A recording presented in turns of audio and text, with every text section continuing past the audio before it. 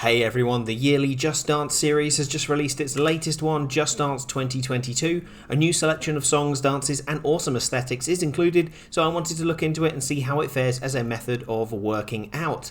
Now, to be a good workout, what we're going to need is some sort of anaerobic or aerobic benefit to the body.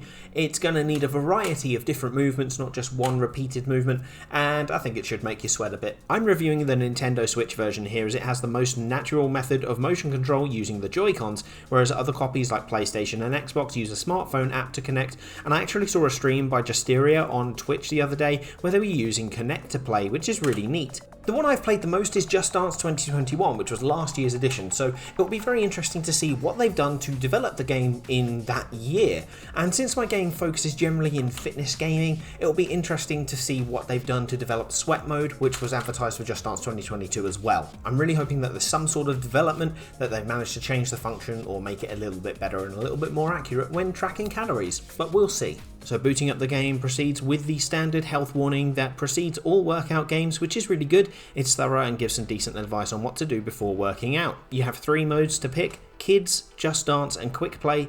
Going into the standard mode, which is Just Dance mode, lets you pick from one of the various new songs in the game as well as access Just Dance Unlimited, the online subscription service. The standard mode for the songs shows how difficult they are, and there are various playlists as well. You can also change your profile from the menu on the left. So I just want to jump in here and say that I'm actually a bit frustrated with Just Dance Unlimited because every few songs or so, if you don't have it already, it gives you an unskippable ad. After a few songs. It's like, this isn't YouTube, this isn't Spotify. I've paid $80 for this game and I don't want unskippable ads in my video game. It's really frustrating. A little bit gross. Anyway, as far as the gameplay goes, using the motion control device of choice, you're moving your body to mirror what's going on screen, exactly the same as last year. Detection is done with the hands, with just one device detecting. You'll see what the hand to the detection is based off from the coloured glove that each character in the game has. This colour seems to correspond to which player you are playing as well. This means on Switch you're only needing to hold one Joy-Con during gameplay. Depending on your timing, you're getting a score based around this. You get different scores for performing the moves at the bottom as accurately in time as possible. And it's nice and forgiving, which I really appreciate. As you can see from the gameplay footage, the types of movement are actually really varied here.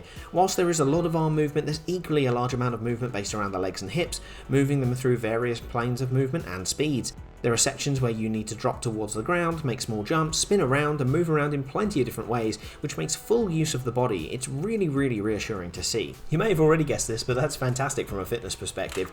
Using more muscles means you're using more energy and therefore you're burning more calories, which is really cool. So dancing is definitely something good for that sort of thing. It raises your heart rate up, and depending on the intensity of the movements that you're doing, you can actually get your heart rate up quite high, which is really good for aerobic training, and you may get towards the kind of anaerobic threshold as well, depending on how fast you're moving. Anaerobic training is really good for the cardiovascular system, which is great for any goal. No matter if you're pushing weights, you're running as fast as possible, or you're looking to lose weight, aerobic training is going to have some sort of benefit for you. Now, whilst it isn't as intense as running, sprinting, kettlebell training, or anything like that, it's definitely going to have some good cardio benefit for you. So I'm saying this definitely qualifies as a workout, and I'd say it's a really decent one at that as well, especially for a video game. So now let's have a little look at Sweat Mode, which is the dedicated workout mode for Just Dance 2022. You can switch Sweat Mode on from the song selection screen with X, and it gives you a running time and calorie total for the session.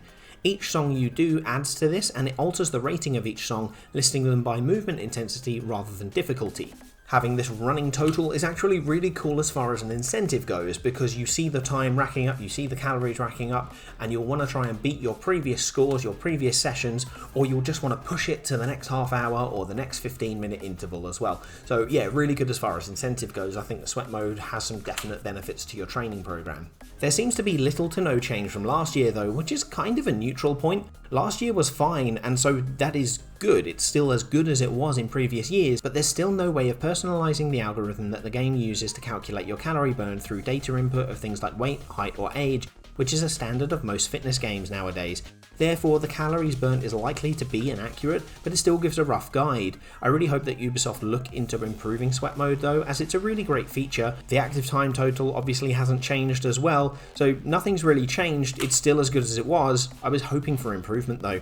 I think Just Dance 2022 is definitely a valid way of working out, and sweat mode gives a really tangible way of tracking your calories and your time, even if the calories aren't particularly accurate. There are a lot of energy intensive movements here, which makes this really cool for aerobic training. The variety of movement mechanics is pretty cool as well. There's a lot of movement from the shoulders and the hips, you've got a lot of arms and legs being moved around, and as I said, there's some really dynamic stuff like jumping and spinning. So I definitely think there's some good movements here, and that variety is really good for a workout too.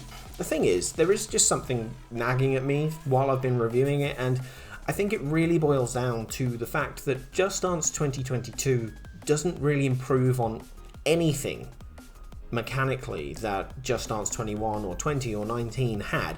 It's essentially the same game. Unless you particularly want to dance to Boom Bayah by Blackpink or Rocky Body by Justin Timberlake, I don't really see masses of incentive to actually upgrade. Looking back at my video from earlier this year about Just Dance 21, the menu is pretty much identical, sweat mode functions the same, the little gacha machine is the same, there's just a different lick of paint on it. The dances and aesthetics seem to have had a little touch up in 22, but that aside, it's the same game. The newer songs are obviously the main reason why you would upgrade, of course, but if you were like me and you were hoping for some sort of mechanical or functional improvement, especially with the sweat mode, and especially because home workouts have become so important during 2020 and 2021, unfortunately you're going to be left wanting.